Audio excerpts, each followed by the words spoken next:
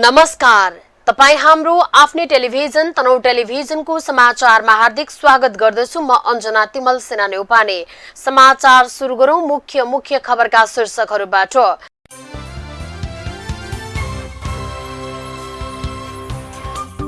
राष्ट्रिय परीक्षा बोर्डले यस वर्षको एसईको नतिजा सार्वजनिक गर्यो। एसईमा 3.60 देखि 4 जीपीए ल्याउने विद्यार्थी 22,500। चालू आर्थिक वर्षमा कृषि सामग्री केन्द्र तनहुद्वारा 782.8 मेट्रिक टन युरिया मल बिक्री। साउनको पहिलो सातासम्म युरिया मल जिल्लामा आउने। भानुको सम्झनामा चुदिरमगा धर्मशालामा निर्मित रामायण भवनको उचित संरक्षण हुन सकेन र तनहुको घिरिङमा 70 रोपनीमा व्यावसायिक अंगुर खेतीबाट पहिलो वर्ष 10,000 किलो अंगुर उत्पादन गर्ने लक्ष्य।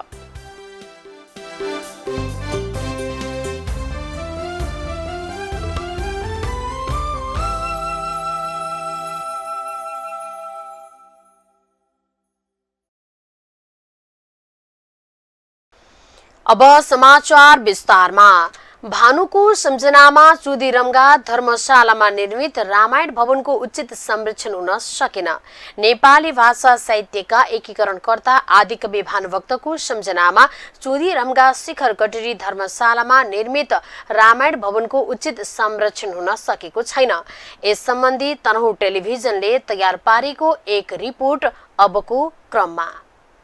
नेपाली भाषाका एकीकरणकर्ता आदिकवि भानुभक्तको उपाधिले विभूषित भानुभक्त आचार्यको जन्म जयन्ती असार 29 गते जति नजिकिँदैछ उति भानुभक्त प्रतिको सम्झना र श्रद्धाभाव उति बढ्दैछ। विक्रम सम्मत 1871 साल असार 29 गते तनहु जिल्लाको चुदिरमगामा जन्मेका आदिकवि भानुभक्तको घर भग्नावशेषमा परिणत भए तापनि भानुभक्तको योगदान र कृतित्वको महत्त्व बुझेर भानु नगरपालिका वडा नम्बर 4 शिखर कटेरी धर्मशालामा 2 करोड 60 लाखको लागतमा रामायण भवन बनेको छ। नेपाल सरकारको पर्यटन विभाग अन्तर्गत बनेको उक्त रामायण भवनभित्र आदिकवि भानुभक्त आचार्यद्वारा नेपालीमा अनुवाद गरिएको रामायणका सचित्र श्लोकहरू कोरिने तथा धार्मिक तथा साहित्यिक कार्यक्रमहरू सञ्चालन गर्ने उद्देश्यले उक्त भवन बनेको आदिकवि भानुभक्त जन्मस्थल विकास समितिका कार्यकारी निर्देशक शङ्कर राणा भाटले बताए। मानिसहरूको बसोबास नभएको ठाउँ त्यहाँ हाम्रो सम्पूर्ण त्यहाँ अब कार्यालय जान सकिएको छैन। त्यो सञ्चालन नआएको हुनाले चिसोले चाहिँ धमिरा खाएको छ र हामीले पटक गरेर सफानी गरेका छौँ र त्यहाँ चाहिँ प्रयोगमा आइसकेपछि त्यो धमिरा लाग्ने काम बन्द हुनेछ र पर्खालको काम चाहिँ त्यो अब हामीले तल अब जुन पर्खाल छ त्यो पर्खाललाई अब हामी तल सार्ने किसिम भएको हुनाले तल जुन हामीले चाहिँ रोडको छेउबाटै हामी लाने भएको हुनाले त्यसलाई चाहिँ हामीले अहिले अब 80 आर्थिक वर्ष 80-81मा चाहिँ गर्ने हामीले चाहिँ हाम्रो लक्ष्य रहेको छ र त्यहाँ चाहिँ अब हाम्रो चाहिँ गेट पनि त्यहाँ बन्नेछ। भानु नगरपालिकाका नगर प्रमुख आनन्दराज त्रिपाठी उक्त स्थानमा रामायण भवन बन्नु महत्त्वपूर्ण पाटो रहेको बताउँदै यसको संरक्षण गर्नेतर्फ आदिकवि भानुभक्त जन्मस्थल विकास समिति तथा भानु नगरपालिका लागि पर्ने बताउँछन्। भानुभक्त आचार्यको जुन जन्मस्थल शिखर कटेरी जहाँ तपाईहरु भर्खरै हेरेर आउनुभयो त्यहाँ यति राम्रो बिल्डिङ अहिले बनिराखेको छ जसको लागत मूल्य नै धेरै अब त्यो पश्चिमाञ्चल विकास मञ्चले चाहिँ बनाइदिएको तर त्यसको उचित संरक्षण हुन सकेको छैन र अहिले त्यो जन्मस्थल विकास समितिको नाममा त्यसको रेखदेखमा छ र त्यसलाई मैले बीचमा गएर हेर्दाखेरि बडो अलिकति त्यहाँको त्यो संरक्षण नहुँदा अलिकति कस्तो लाग्यो। त्यसपछि मैले जन्मस्थल विकास समितिलाई तुरुन्त खबर गरेर अहिले त्यहाँ सरसफाई अझ भित्री पाटोहरू त्यहाँ अत्यन्त राम्रो ढङ्गबाट त्यो उसको निर्माण भएको छ। त्यो यति राम्रो प्रपर्टी छ, यति ठुलो प्रपर्टी छ, भोलि जुनसुकै सभा सम्मेलन गर्नका लागि पनि त्यो एकदमै महत्त्वपूर्ण छ। यसरी सरकारले लाखौं रकम खर्चेर भानु नगरपालिका वडा नम्बर 4 यो शिखर कटेरीमा चाहिँ यो भानु भक्त आचार्यलाई सम्झेर रामायण भवन निर्माण गरेको छ। यो भवन निर्माण सँगसँगै यो जिल्ला अथवा प्रदेश तथा राष्ट्रिय स्तरका विभिन्न कार्यक्रमहरू समेत यो रामायण भवनमा गर्न सकिनेछ। यस भवनको उचित संरक्षणको समेत जरुरी देखिएको छ। शङ्करराज नहर्की, भानु नगरपालिका नम्बर 4, शिखर कटेरी, तनहुँ, चुँदी, रम्घा। राष्ट्रिय परीक्षा बोर्डले यस वर्षको एसईको नतिजा सार्वजनिक गरेको छ। बोर्डको बिहीबारको बैठकले नतिजा सार्वजनिक गरेको हो। गत चैत 17 गतेदेखि सञ्चालित परीक्षामा 4,85,396 विद्यार्थी सहभागी थिए। नतिजा लेटर ग्रेडिङ निर्देशिका 2072 अनुसार सार्वजनिक भएको हो। त्यस सम्बन्धी निर्णय बोर्डले गत सोमबार गरेको थियो। बुधबार बैठक बसेर बिहीबार नतिजा सार्वजनिक गर्ने भनिए पनि बुधबार त्रुटि सच्याउन भन्दै बैठक बस्न सकेको थिएन। यसपालि एसई दिने विद्यार्थी पुरानो पाठ्यक्रमको अन्तिम ब्याच हुन्। त्यसैले पुरानो निर्देशिका 2072 अनुसार नै नतिजा प्रकाशन हुनुपर्ने निचोडमा पुगिएको हो। निर्देशिका 2072 मा सैद्धान्तिक र प्रयोगात्मकको अङ्क जोडेर 35% अङ्क ल्याए पनि विद्यार्थी ग्रेडिङमा पर्ने व्यवस्था छ भने निर्देशिका 2078 मा सैद्धान्तिक विषयमा अनिवार्य 35% अङ्क ल्याउनु पर्ने व्यवस्था छ। 2 विषयसम्म नन ग्रेड परे तत्कालै ग्रेड वृद्धि परीक्षा दिन पाइने व्यवस्था छ। यसैबीच राष्ट्रिय परीक्षा बोर्डले बिहीबार दिउँसो सार्वजनिक गरेको माध्यमिक शिक्षा परीक्षा एसईको नतिजा अनुसार सबैभन्दा माथिल्लो ग्रेड 3.60 देखि 4 जीपीए ल्याउने विद्यार्थीको संख्या करिब 22,500 रहेको छ। परीक्षा नियन्त्रण कार्यालय सानोठिमी भक्तपुरका अनुसार 3.60 देखि 4 जीपीए ल्याउने विद्यार्थीको संख्या 22,475 रहेको छ। यो कुल परीक्षार्थीको 4.63% हो। यसैगरी कार्यालयका अनुसार 3.20 देखि 3.60 जीपीए ल्याउने विद्यार्थीको संख्या 55,069 रहेको छ, जुन 11.36% हो। कार्यालयले यसै परीक्षाको नतिजा बिहीबार दिउँसो सार्वजनिक गरेको हो। गत चैत्र 17 गतेदेखि सञ्चालित परीक्षामा 4,85,396 विद्यार्थी सहभागी थिए। चालु आर्थिक वर्षमा कृषि सामग्री केन्द्र तनहुले 782.8 मेट्रिक टन युरिया मल बिक्री गरेको छ। चालु आर्थिक वर्षमा कृषि सामग्री कम्पनी लिमिटेड शाखा कार्यालय तनहुले तनहु र लमजुङ जिल्लामा युरियातर्फ 827 मेट्रिक टन मल आएकोमा 782.8 मेट्रिक टन बिक्री गरेको हो। त्यस्तै 588 मेट्रिक टन डीएपी मल आएकोमा 540.75 मेट्रिक टन बिक्री भएको कम्पनीले जनाएको छ। पोटास तर्फ गत वर्षको अल्या 47.50 मेट्रिक टन मौजात रहेकोमा 46.200 मेट्रिक टन बिक्री भएको लिमिटेडका सहायक प्रथम एवं सूचना अधिकारी राजन बन्धु नेउपानेले जानकारी दिए। वीरगञ्जबाट प्राप्त भएको तनहुँ लमजुङ गरेर 827 टन प्राप्त भयो। त्यसमा 782.8 बिक्री भयो। अब 44.2 मौजातमा छ युरिया। डीएपी चाहिँ 588 प्राप्त भयो, 540.750 बिक्री भयो, 47.250 छ। पोटास चाहिँ अल्ल्या थियो 47.050 बिक्री भयो 46.200। अब बाँकी चाहिँ 0.850 छ। अब आउने क्रममा छ युरिया। डीएपी पनि अब करिब अब अहिले चाहिँ अब बाँकी भएको, अब हामी नलगेको कोटा छुट्याएको मल नलगेको अब फेरि बाँड्दैछौँ। युरिया आउँदैछ। अब डीएपी चाहिँ अलिअलि अब यहाँ बाँकी छ, अब बाँड्छौँ हामी। अब 1 हप्ताभित्र आउँछ। कृषि सामग्री केन्द्रले मल वितरण गर्दा कोटा प्रणाली लागू गरिएको र गण्डकी प्रदेशको लागि कम कोटा भएको कारणले पनि मलको अभाव हुने गरेको कार्यालयका सूचना अधिकारी नेउपानेको भनाइ छ। तनहुँमा असारमा आवश्यक पर्ने समयमा पनि मल अभाव हुँदा समस्या भएको र आम किसानहरू मारमा परेका छन्। कम्पनी तनहुँ शाखाले तनहुँ लमजुङ गोर्खामा मल बिक्री गर्दै आए पनि गोर्खामा वीरगञ्जबाट मल आउने गरेको छ। तनहुँ लमजुङ र गोर्खा गरी 200 वटा विक्रेता मार्फत मल बिक्रीको प्रबन्ध मिलाइने गरेको लिमिटेडले जनाएको छ। साउनको पहिलो सातासम्म युरिया मल कार्यालयमा आउने सूचना अधिकारी नेउपानेको भनाइ छ। म्याग्दे गाउँपालिकाले चालु आर्थिक वर्षमा दूधमा मात्रै 14,98,582 रुपियाँ अनुदान दिएको छ। म्याग्देले दूधमा प्रति लिटर 9 रुपियाँ 20 पैसा अनुदान दिने निर्णय गरेको थियो।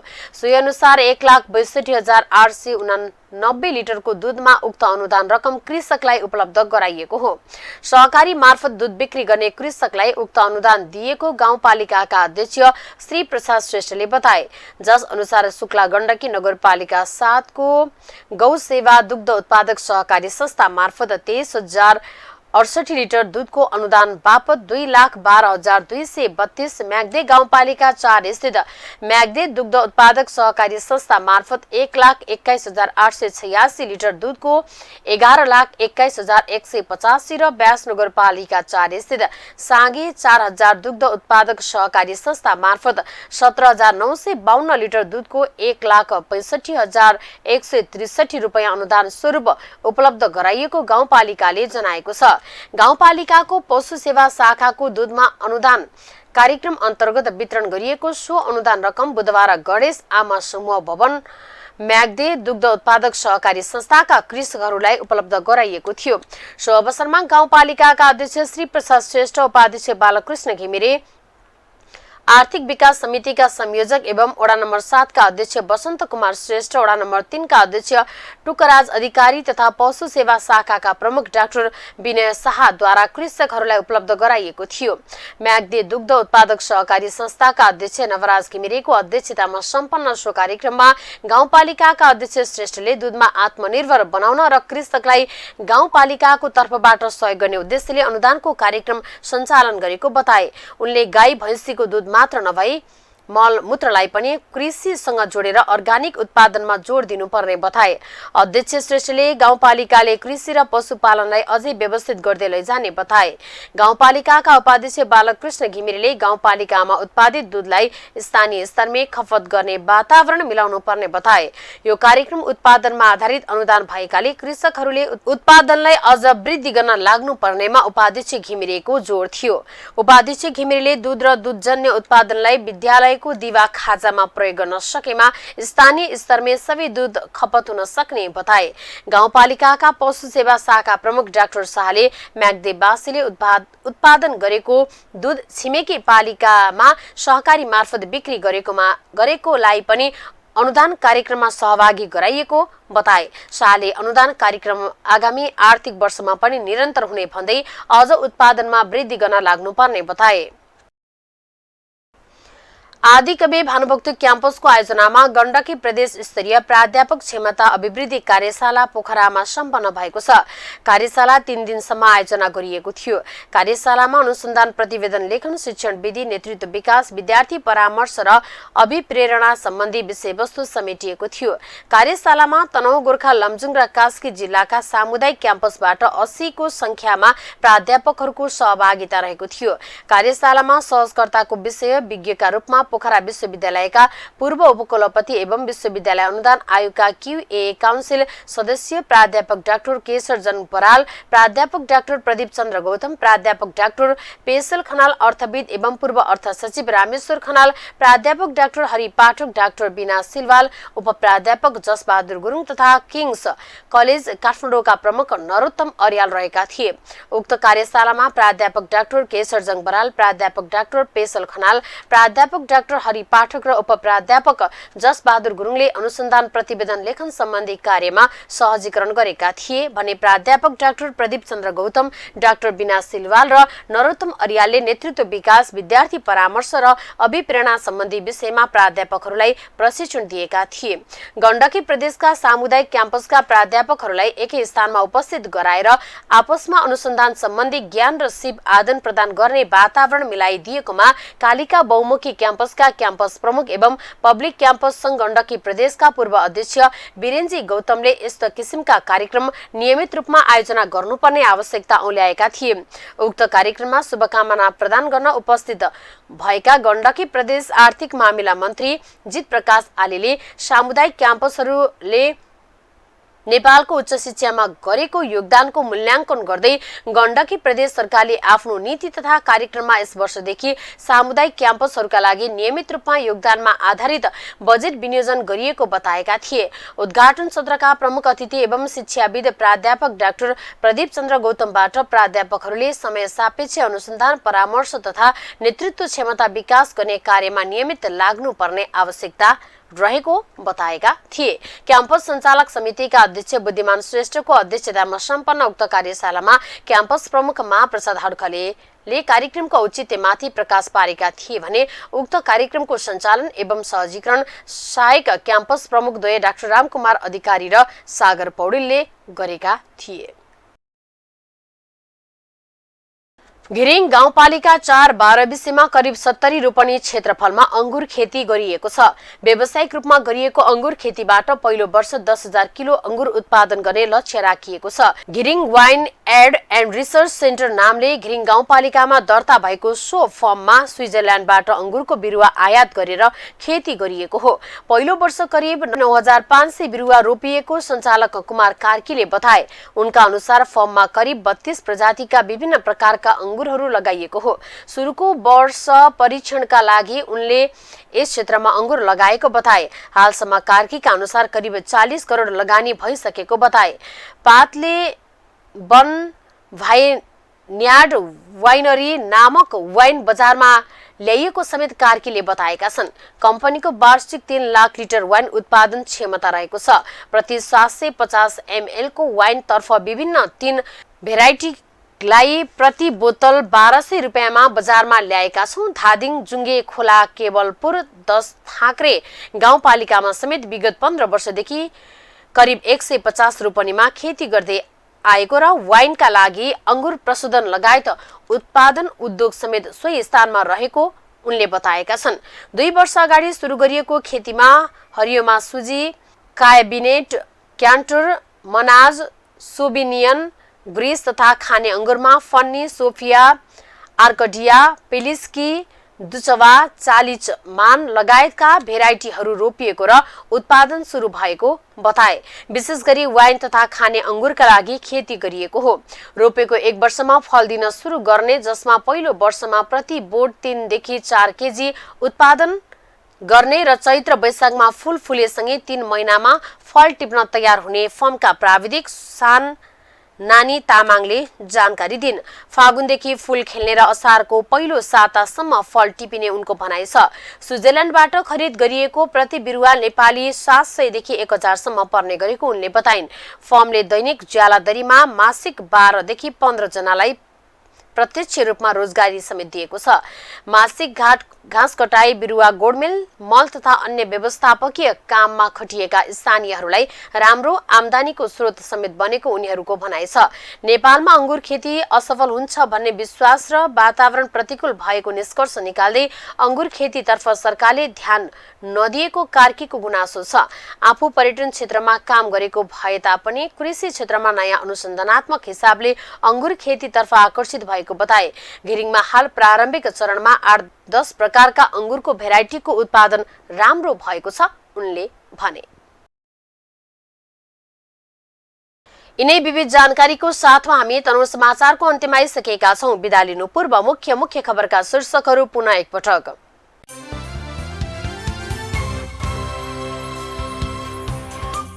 राष्ट्रिय परीक्षा बोर्डले यस वर्षको एसई को नतिजा सार्वजनिक गर्यो। एसई मा 3.60 देखि 4 जीपीए ल्याउने विद्यार्थी 22,500। चालू आर्थिक वर्षमा कृषि सामग्री केन्द्र तनहुँद्वारा 782.8 मेट्रिक टन युरिया मल बिक्री। साउनको पहिलो सातासम्म युरिया मल जिल्लामा आउने। भानुको सम्झनामा चुदिरमगा धर्मशालामा निर्मित रामायण भवनको उचित संरक्षण हुन सकेन र तनहुँको घिरिङमा 70 रोपनीमा व्यावसायिक अंगुर खेती। व्यावसायिक अंगुर खेतीबाट पहिलो वर्ष 10,000 किलो अंगुर उत्पादन गर्ने लक्ष्य।